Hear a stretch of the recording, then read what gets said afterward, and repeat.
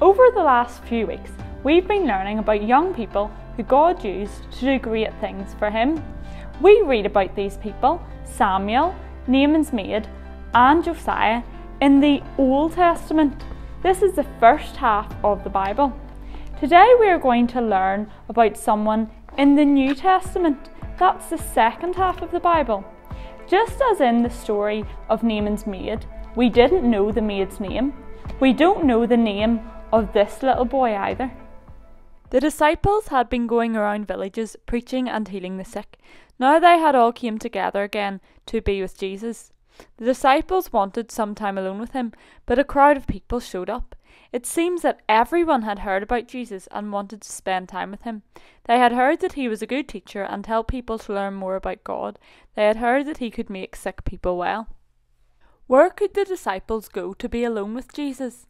They decided to get into a boat and sail to the other side of the Sea of Galilee. They could rest and talk together in the quiet of the grassy hills, away from cities and people. So they sailed across to the other side. But the people could see Jesus and his disciples landing the boat on the distant shore. They wanted to be with Jesus so much that they decided to follow him. They walked around the lake, and soon there was a huge crowd of people gathered again to hear Jesus preach.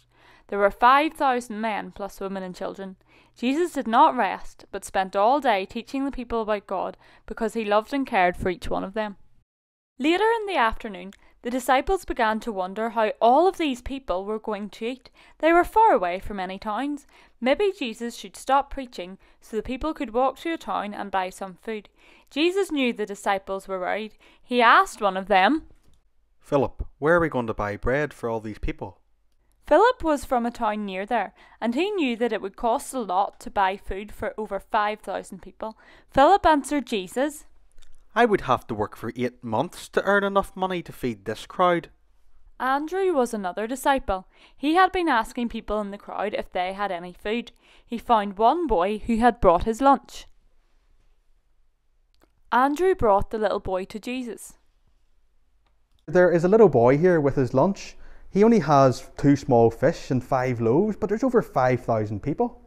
Jesus said, "Divide all the people into groups of 50 and tell them to sit down on the grass." Soon the whole crowd was divided into small groups.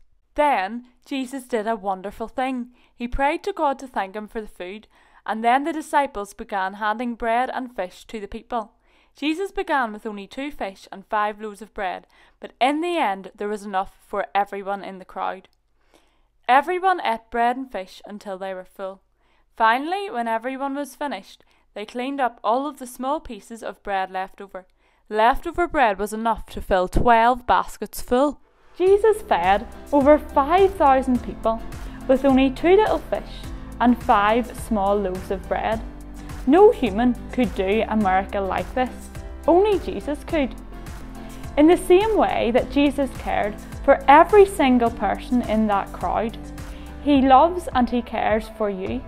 In fact, he loves you so much that he took the punishment for your sin when he died on the cross and rose again. You can trust in Jesus as your Saviour today, and you will become part of God's family forever. I'm sure that the little boy who shared his lunch wondered how the Lord could use his little lunch to feed so many people. But he was willing to give the little bit that he had to be used in a way that was much greater than he could ever imagine.